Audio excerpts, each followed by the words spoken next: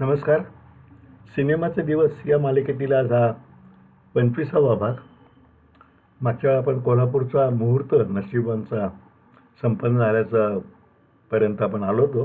आता पुढचा भाग त्याच्या. शूटिंगचे पहिले शेड्यूल 15 दिवसांचं आखलेलं होतं. कोल्हापूरला सिनेसृष्टीची प्रदीर्घ आणि वैभवशाली परंपरा होती. त्यामुळे तेथे शूटिंग करताना सातारप्रमाणे वस्तू वा कलाकार मिळण्याची किंवा लोकेशनच्या परवान्याची काहीच अडचण नव्हती. कोल्हापूरला एक वळण पडलेलं आहे की पहिल्यापासून ते चित्रसृष्टी असल्यामुळे सर्व गोष्टी सेट आहेत तिथे आणि लोकांनाही शूटिंगची सवय आहे. म्हणजे कुठं बाहेर शूटिंग करायला तुम्ही तरी फार गर्दी होत नाही, कधी त्रास होत नाही आणि परवानग्याविरुद्ध चटकन लोक देतात. कारण हे सहकार्य करायची ही भावना कायम त्या कोल्हापूरच्या लोकांच्यामध्ये आहे की चित्रपट हा आपला आहे असं त्यांना वाटतं नेहमी. अनेक लहान मोठे पण कसलेले कलाकार उपलब्ध होते. लागणाऱ्या वस्तू भाड्याने किंवा अनेकदा सिनेमाच्या प्रेमामुळे तशाच सहजपणे मिळत. सिनेमा ही बाब कोल्हापूरकरांना कोणत्याच बाबतीत नवी नव्हती. त्यामुळे कोणत्याही दुकानात फॅक्टरी शूटिंग करायचे म्हटले तर ते मालक आनंदाने संमती देत. विशेष म्हणजे ही संमती येथे पैसे घेऊन नसे तर प्रेमाने असे. त्यावेळेला ते दुकानदार किंवा उद्योजक शूटिंगमध्ये भाग घेत. कोल्हापूरची संस्कृतीच बनली होती. म्हणजे कोल्हापूरची संस्कृती चित्रसंस्कृती झालेली होती आणि त्याचं श्रेय बाबूराव पेंटर, भालजी पेंढारकर अशा जुन्या दिग्गजांना द्यायला पाहिजे. आणि मुख्य कोल्हापूर छत्रपतींचंही पहिल्यापासून या उद्योगाला उत्तेजन होतं. स्वातंत्र्यपूर्व काळात सुद्धा बाबूराव पेंटर, भालजी पेंढारकर आणि मुख्यत्वे कोल्हापूरच्या छत्रपती घराण्याचे कलाप्रेम या सर्वांची ती पुण्याई होती. या सर्वांचा परिणाम म्हणजे शूटिंग योजल्याप्रमाणे अगदी सुरळीत चालू झाले. रोज रात्री वैद्यसाहेबांचा फोन येईल व त्यात ते झालेले काम व उद्याचे नियोजन सांगत. अशोक पाटीलनी फोन करून खर्चाचे टिपण सांगून पुढची मागणी करत असे. अशोकचा फोन आला म्हणजे पैसे पाहिजेत हे मी गृहीत धरत असे. तेव्हा इन्कम टॅक्स कमिशनरांचं ऑफिस कोल्हापूरला सुरू असल्याने त्या कामासाठी मला कोल्हापूरला आठवड्यातून 2दा किंवा एखादा तरी वेळा जायला लागत असे. शूटिंग चालू झाल्यावर एकाऐवजी मी 2दा जायला लागलो. सकाळी गेल्यावर विजयराज लॉजवर बॅग टाकायची, इन्कम टॅक्स ऑफिस गाठायचं. तेथील सगळी कामं संपेपर्यंत 3-4 वाजत. त्यानंतर मग शालिनी स्टुडिओ गाठायचा. सर्वांशी हसत खेळत गप्पा व्हायच्या. अशोक पाटीलकडून झालेल्या खर्चाचा हिशोब घ्यायचा व पुढची तरतूद करायची. अण्णासाहेब कथेतील संवादातील नवीन केलेल्या बदलाबद्दल सांगायचे. पुढचं प्लॅनिंगही सांगायचे आणि त्या सगळ्याला गेल्या 30 वर्षातील त्यांच्या अनुभवाच्या उदाहरणांची जोड असायची. ज्यांचं शूटिंग नसेल त्या कलाकाराशी मग सविस्तर माझ्या गप्पा सुरू व्हायच्या. यामधून सर्वांशी माझे संबंध मैत्रीचे होत राहिले. शूटिंग पॅकअप व्हायला 7 वाजायचे. नंतर मग विजयराजवर येऊन सर्व मंडळी फ्रेश होण्यापूर्वी सूर्यकांत लवंद्यांनी त्यांच्या खोलीत सेट लावलेला असायचा. सेट म्हणजे मी वेगळं तुम्हाला सांगायला नको, आपण समजून घ्याल. मग अण्णासाहेब व सर्व कलाकार अशी मैफल जमायची आणि वैद्यसाहेब फक्त उपस्थिती लावायचे. कारण चित्रपटाचा मुहूर्त झाल्यापासून वैद्यसाहेब पूर्णपणे सर्व पथ्य पाळायचे. मैफलीत गप्पा, विनोद, चेष्टा मस्करी चालून सर्वांचा दिवसभराचा शीण संपायचा आणि मी सकाळी उठून सातारा गाठायचो. हा परिपाठ चालू राहिला. मोहन आणि राहुल सोलापूरकर या दोन्ही पुणेकरांचा हा पहिलाच सिनेमा होता, पण त्यांची कामे अप्रतिम होत होती. मोहन म्हणजे मोहन जोशी तेव्हा किर्लोस्करमधली नोकरी सोडून एक टेम्पो विकत घेऊन स्वतःची गौरी ट्रान्सपोर्ट ही कंपनी सुरू केली होती. शूटिंगमधून वेळ मिळाला की तो उत्साहाने स्वतः टेम्पो चालवी एखादी बेळगावची ट्रिपही करून यायचा. उषा नाडकर्णीचे बोलणे अतिशय फटकं असे, पण मन एकदम स्वच्छ. त्या आपल्या छोट्या मुलाला बरोबर घेऊन आल्या होता. तो छोटा म्हणजे 10 वर्ष असल्याने चांगलाच खोडकर होता. उषाबाईंची त्याला सांभाळताना तिरपीट उडे, पण गप्पा मारायला त्या बसल्या की त्यांचे अनुभव ऐकण्यासारखे असत आणि ते सांगताना ज्याने ताप दिला असेल त्याला त्या मस्त शिव्या बिनदिक्कत घालत असत. पण जेव्हा त्या मोडकळीमधून शूटिंग करत तेव्हाचा त्यांचा अभिनय डोळ्यात पाणी आणणार असे. प्रिया एकटीच जप करत बसे. लक्ष आला म्हणजे मग मात्र धमाल येत असे. अशा काळी स्वतंत्रपणे दुसऱ्या लॉजवर राहत. नृत्यनिर्देशक सुबल सरकार आले की लक्षाला पत्ते खेळायची सुरसुरी येई आणि तो पत्त्यात सुबलदांची लूट करत असे. लक्षाचं कारलक नेहमी जोरावर असे. पत्त्याबरोबरच त्याचं तोंडसुद्धा चालत राहून किस्से, विनोद यांची बरसात चालूच राहील. सातारच्या नंदू पाटीललाही त्यात चांगली भूमिका होती. तो मात्र आम्ही ज्येष्ठ पडल्याने लांब पडत असे. चंदू पारखी असला तर मग मात्र क्वचित उशीर होत राही आणि लक्षाला पॅकअपचे फरमान काढावे लागत असे. या जाण्या येण्यामुळे विजयराजचे पत्रावळे व राजू यांच्याशी चांगली मैत्री जुळली आणि तेथे राहण्यातील लॉजचा परकेपणा अजिबात संपून गेला. त्यांचेच मित्र आणि कोल्हापुरातील प्रसिद्ध आर्किटेक्ट मानवी यांच्या बंगल्यात शूटिंगची त्यांनी आनंदाने परवानगी केली आणि त्या काळातील त्यांच्या जिव्हाळ्यामुळे त्यांच्याशी उत्तम संबंध जुळले. शूटिंगमध्ये लाईट बॉईजना एका जागी लाईट धरून उभे राहावे लागते, त्यामुळे त्यांचे हात पाय भिंतीला आधारासाठी टेकल्यामुळे रंग खराब होतो. शिवाय शूटिंगच्या दरम्यान तिथे केरकचराही होतो. मानवींच्या बंगल्यात वैद्यसाहेबांनी फरमान काढून कोणीही भिंतीला टेकायला बंदी केली होती आणि रोज शूटिंग संपले की पूर्ण बंगला झाडून स्वच्छ करून त्याला झाडूपोछा करून द्यायची शिस्त लावली होती. ते सर्वच मानवी कुटुंब त्या काळात जणू युनिटच्या कुटुंबातच एकरूप झाले आणि तेथील शूटिंग संपताना मानवी बहिणींनी सर्वांना चहा पोहे देऊन आता आम्हालाच करवणार नाही असे भावपूर्ण उद्गार काढले. सिनेमा करतानाही सुसंस्कृतता जपल्याचा तो सुपरिणाम होता आणि त्याचा श्रेय वैद्यसाहेब आणि अण्णासाहेब देवळकर यांना द्यायला पाहिजे मुख्यत्वे करून. त्यांच्या बंगल्यात उषा नारकर्णीचा एक सीन चालू होता. तिने असा काही अभिनय केला की तो शॉट संपल्यावर सर्वांनी टाळ्या वाजवून दाद दिली. उषाची गंमत अशी की त्या शॉटच्या गंभीर म्हणून त्या अर्ध्या सेकंदात बाहेर पडली आणि सूर्यकांत लवंदेंना म्हणाली, मेल्या नीट घेतलंयस ना, नाहीतर रिटेक करा म्हणशील. सूर्यकांती तयारच. त्याने प्रत्युत्तर दिले, बघा एवढा सुंदर अभिनय करते आणि दुसऱ्या क्षणाला शिव्या घालते. उषाचे वागणे नेहमी असे खडखडीतच असायचे. असे हसत खेळत पहिले शेड्यूल व्यवस्थित पूर्ण झाले. सर्व कलाकार व युनिट मुंबईला रवाना झाले. वैद्यसाहेब आता मधल्या काळात झालेल्या शूटिंगचे विसू आणि नील संकलन करणार होते, त्यावर देखरेख करणार होते. करमणूक कर परतीचे जे अनुदान मला मिळणार होते त्यातील 50% पहिला हप्ता नशीबवान हा सिनेमा अर्धा पूर्ण झाल्यावर त्याला दाखवायला लागतो सरकारला आणि मग मिळणार होता. त्यासाठी झालेले शूटिंग संकलित करून त्याची ट्रायल त्यांना दाखवावी लागणार होती. त्याचीच पूर्तता या मधल्या काळात आम्ही करणार होतो. या अनुदानासाठी करायच्या अर्जासोबत तुमच्या पहिल्या चित्रपटाचा किती करमणूक करायचा महसूल महाराष्ट्र सरकारला मिळाला आहे याचा तपशील व त्या ठिकाणच्या कलेक्टरचे तसे सर्टिफिकेट द्यावे लागत असे.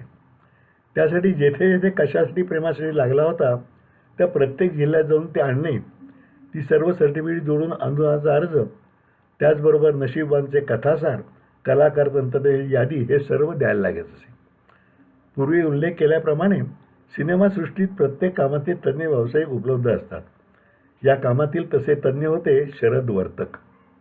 शरद वर्तक हे आज नाही आहेत, पण अतिशय उत्साही माणूस आणि मराठी इंडस्ट्रीचा एक त्याला आपण म्हणू की चालता बोलता अँबॅसेडरचा शरद बनायला हरकत नाही.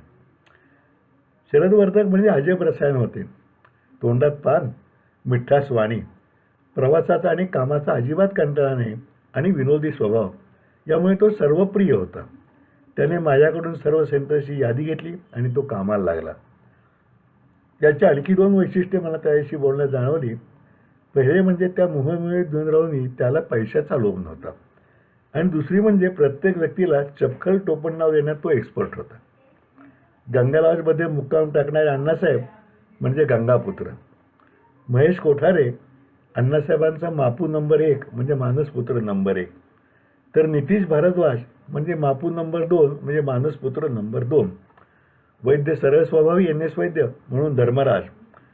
सय्यद देसाई धाडसी, सय्यद देसाई म्हणून चित्रपट निर्माते आहेत, अण्णासाहेबांचे पार्टनर होते ते आणि त्या दोघांनी मिळून चांगले रसिकराज चित्र या नावाने उत्तम चित्रपट निर्माण केले. सय्यद देसाईला वर्तकाचं नाव ठेवलं होतं इडी अमीन आणि गोड बोलून काम साधणारे डॉक्टर जब्बार पटेल, मोठं नाव जब्बार पटेलांचं आहे, त्यांचं नाव त्यांनी ठेवलं होतं गोडबोले. आज इतक्या वर्षानंतर शरदची तब्येत खराब झाली आहे, पण उत्साहात होता. आता हे पुस्तक लिहिलं तेव्हा खराब होती, आता शरदी नाही आहे. मला मात्र अजून त्याने माझे काय नामाभिधान केलं आहे समजले नाही, पण माझी उत्सुकता कायम आहे. कदाचित माझेही नाव काहीतरी त्यांनी केलं असेल. संकलनासाठी अण्णासाहेब मुंबईतच होते. त्यात मी व कन्हैया नावंदरी एकदा मुंबईला जाऊन टिप्स कॅसेटच्या ऑफिस जाऊन सुरेश तवरानी यांची भेट घेतली. तुम्हाला आठवतं की मागे मी सांगितलं की टिप्सच्या तवरानींशी आमचं बोलणं झालं तर नशिबांच्या गाण्याच्या संबंधी आणि त्यांनी ती विकत घ्यायचं मान्य केलं. तर टिप्सचे नाव तेव्हा हिंदीत हळूहळू लागले होते. त्यांच्याबरोबर बोलणे होऊन त्यांनी चांगली रॉयल्टी, फ्री कॅसेट आणि पोस्टर्स यालाही मान्यता दिली. मी रेकॉर्ड्सचा विषय काढल्यावर ते म्हणाले, रेकॉर्ड्स खपत नसल्याने आम्ही आजपर्यंत कधीच काढल्या नाहीत, आम्ही फक्त कॅसेट्सच काढतो. मग मी टी सिरीजच्या प्रभाकरांना जे सांगितलं होते ते सर्व त्यांना ऐकवलं की आकाशवाणीवर कशी गाणी लागायला पाहिजेत, मराठीची पब्लिसिटी त्याशिवाय कशी होत नाही. ते म्हणाले, ठीक आहे, मी 300 रेकॉर्ड्स काढीन, त्यातील 50 तुम्ही विकत घ्यायचे. ते मला मान्यच होते. पण त्यांनी अजून रेकॉर्ड्स कधीच काढल्या नसल्याने मी त्यांना त्याचे लायसन्स सरकारकडून घ्यावे लागते, ते प्रोसिजर तुम्हाला माहीत नाही असं विचारले. ते एकदम थोडे दचकले. म्हणाले, कसलं लायसन्स, त्याला कशाला लायसन्स पाहिजे? मग मी पूर्वी प्रभाकर यांच्याकडून मिळाली सर्व माहिती त्यांना सांगितल्यावर त्यांनी ती नोंद करून घेतली आणि तसे करून रेकॉर्ड्स काढण्याचे व त्या मला देण्याचे मान्य केले. नंतरच्या काळात टिप्स आणि सुरेश चौरानी यांची ख्याती एवढी वाढली की काही सुपरहिट हिंदी सिनेमांचे म्युझिक त्यांनी 2-2, 3-3 कोटींना घेतल्याच्या बातम्या झळकल्या. त्या पार्श्वभूमीवर तेव्हा मी त्यांना हे रेकॉर्ड्सचे प्रोसिजर शिकवले असे म्हटले तर कोणी विश्वासही ठेवणार नाही, ही वस्तुस्थिती आहे. शरद वर्तकांनी 10-12 दिवसातच काही ठिकाणी समक्ष जाऊन तर कोठे कोणाला सांगून पहिल्या सिनेमात जमान्याला करमणूक करायची बरीचशी सर्टिफिकेट्स गोळा केली आणि आम्ही ती व अन्य गोष्टी जोडून अनुदानासाठी अर्ज दाखल केला. त्या सगळ्यावरून जवळजवळ 3-4 लाख रुपये अनुदान हप्त्याहप्त्यांना का होईना असे मिळेल असे स्पष्ट झाले. त्या अनुदानाची मान्यता मिळण्यासाठी आतापर्यंत झालेल्या शूटिंगची ट्रायल परीक्षक मंडळाला दाखल त्यांना ती खूपच आवडली.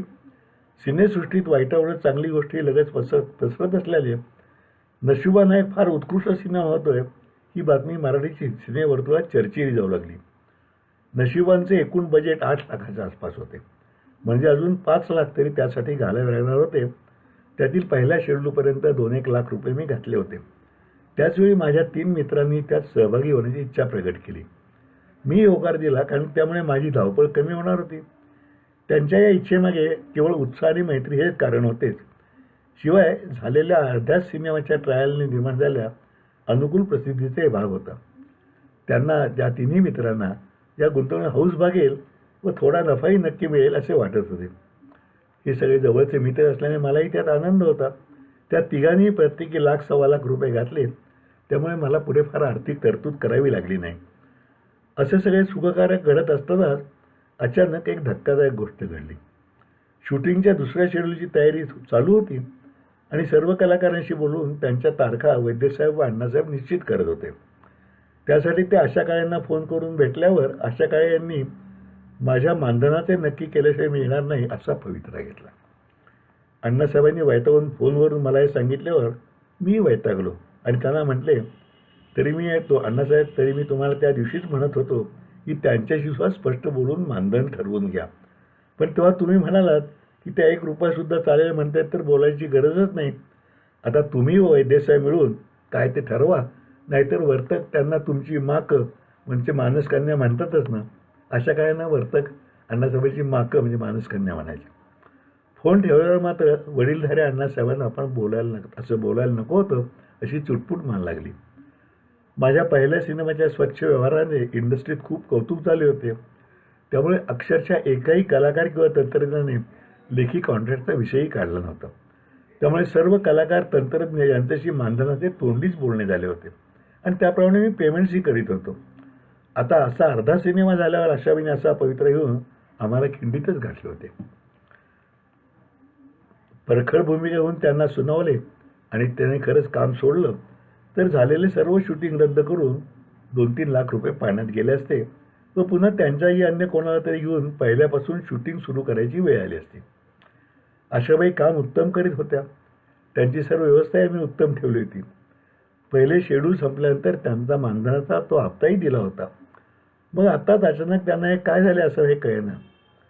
वैद्यसाहेबांनी रात्री मला फोन करून मीच पुण्याला यावे म्हणजे आपण तिघे जाऊन त्यांना भेटून मार्ग काढून सांगितले. त्याप्रमाणे मी पुण्याला गेलो. आम्ही तिघे गेल्यावर त्यांनी त्यांची व्यथा सांगितली. अलका कुबल तेव्हा मराठीतील आघाडीची नायिका होती. उषा नारकडेचे नाव होते व त्या हिंदीतही काम करत होत्या आणि आशाबाई ज्येष्ठ अभिनेत्री होत्या. त्या तिघींचे सिनेमातील काम जवळजवळ सारख्याच लेंथचे म्हणजे मोलाचे होते फुटेज किंवा महत्त्व या दृष्टीनं. त्यामुळे आम्ही अशावेळी जर 1 रुपया म्हटल्या तरी त्या दोघी इतकेच मानधन त्यांना देत होतो. ही समानता त्यांना कळल्यामुळे त्या अस्वस्थ झालेल्या होत्या. त्यांचे म्हणणे असे की मी एवढी वर्षे काम करते आणि या दोघी त्या मानाने म्हणजे उषा नाडकर्णी आणि अलका कुबल या मानाने खूपच अलीकडे आलेल्या, तेव्हा त्यांच्या एवढेच मानधन मलाही हा माझा अपमान नाही का? आम्ही त्यांना हा सर्व खुलासा केल्यावरही तो काही त्यांना पटेना. त्या म्हणाल्या, गोडबोले, तुम्ही काय मोठे निर्माते आहात. तुम्ही पहिले शूटिंग रद्द कराल व नवीनही कराल, पण त्यात माझी बदनामी नाही का होणार? तेव्हा तुम्हीच मार्ग काढा. या त्यांच्या बोलण्याचा अर्थ स्पष्ट होता की त्यांना मानधन या दोघीपेक्षा जास्त हवे आहे. मी शांतपणे विचार केला. गरजवंताला अक्कल नसते ही म्हण मनात आठवली. त्यांच्या म्हणण्यापुढे मान तुकवली आणि मानधन वाढवून देण्याचे मान्य केले. मग मात्र त्या खुश झाल्या आणि शूटिंगच्या तुमच्या तारखा मी ठेवल्याच आहेत, मला खात्रीच होती की तुम्ही मला न्याय द्याल असे सांगून वर चहा देऊन त्यांनी आम्हाला निरोप दिला. अशा तऱ्हेचा तो माझा पहिलाच आणि सुदैवाने आजपर्यंत एकमेव ठरलेला शेवटचा अनुभव होता आणि खूप शिकून जाणारे होता. या प्रसंगातून एकच मोठी गोष्ट साथ झाली की त्यानंतर आशाबाईंचा आत्मसन्मान सुखावल्यामुळे कटुता संपून त्यांनी मनापासून संपूर्ण सहकार्य दिले. अगदी अलीकडे 2006 साली सातारला काही कार्यक्रमांनी त्या आल्या असताना आवर्जून घरी येऊन सुद्धा भेटून गेल्या. शूटिंगचं दुसरं शेड्यूल ठरल्याप्रमाणे कोल्हापूरला सुरू झालं. त्यामुळे सर्व शूटिंग पूर्ण करायचे होते. त्यामुळे काम झपाट्याने सुरू झाले. सर्वच कलाकार कसलेले असल्याने फारसे रिटेक्स होत नव्हते. मी अधूनमधून कोल्हापूरला इन्कम टॅक्स कामाला गेलो की दुपारनंतर तिकडे जात असे. आपण इकडे एकदा सोबत आले त्याची अचानक पाऊस आला, पण तो सलग झाला. थांबून पुन्हा ऊन पडले की शूटिंग सुरूच राहील. माझ्या डोळ्यात तुझं मन दिसतंय ग या गाण्याची शूटिंग कोल्हापूरजवळ सोनतळीला करताना मला डॉक्टर जब्बार पटेलशी झालेला संवाद आठवला. सुबर सरकार स्वतःच त्या गाण्याच्या शूटिंगवर खुश होते. एखाद्या भावगीताच्या नाजूक वर्णाने जाणारे ते गाणे त्याच हळूहळूपणे नितीश व अलका कुबलवर चित्रित होत गेले. खटारा गाडीच्या गाण्याचे लक्षावर प्रिय शूटिंग ज्योतिबाच्या घाटात करताना फार मजा आली. लक्षा गाडी चालवायला बिचकत होता, त्यामुळे पहिल्या सिनेमातील अदृश्य विटाप्रमाणे तेथे जीपला खाली दोर बांधून तो ओढत गाडी चालती ठेवायला लागली. अर्थात तो दोर पडद्यावर आला नाही हे वेगळं सांगायला नको. सातारचा नंदू पाटीलही त्या सर्व कलाकारात त्याच्या उत्तम अभिनयाने मिसळून गेला होता. अण्णासाहेब पूर्ण शूटिंगला असत. त्यांना कधी नवीन चांगले सीन सुचले तर ते लिहून देत व मग त्याचेही शूटिंग पूर्ण होत असे. विवेक देशपांडे व राजेश चिटको हे वैद्यांचे दोन्ही सहाय्यकही हुशार होते. विवेक सध्या स्वतंत्र दिग्दर्शनी करतो, मात्र राजूचं दुर्दैवी निधन झालं. राहुल सोलापूरकर तो पहिलाच सिनेमा होता. रंगभूमीवरच्या कामाचा त्याला उत्तम अनुभव असल्याने नशिबांमधील खलनायिका भूमिका तो दमदारपणे करत होता. उंच व सुदृढ शरीरयष्टी, बोलके डोळे, सरळ नाक आणि भरदार आवाजाचा राहुल एका दृश्यात कोल्हापुरी फेटा बांधून आल्यावर तर एखाद्या राजासारखा दिसत असे.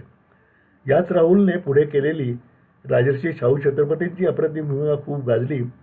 त्याचे जणू बीजच तेव्हा आम्हाला जाणवले. पूर्वी इन्कम टॅक्स कामासाठी कोल्हापूरला जावे लागे तेव्हा काम संपून निघायला 6-7 वाजून सातारला पोहोचून रात्रीचे 10 वाजत. बहुकांना रात्रीचा प्रवास केला आवडत नसे, पण तेवढ्यासाठी कोल्हापूरला लॉजवर थांबणे मला योग्य वाटत नसे. पण सेवेमुळे तेही करायची वेळ आली. मग सगळा विचार करून मी कोल्हापुरात राजारामपुरीत एक फ्लॅटच विकत घ्यायचं ठरवलं. आता फ्लॅटची त्या किस्सा आहे वेगळाच, तो पुढच्या भागात सांगेन. आज आपण इथेच थांबूया.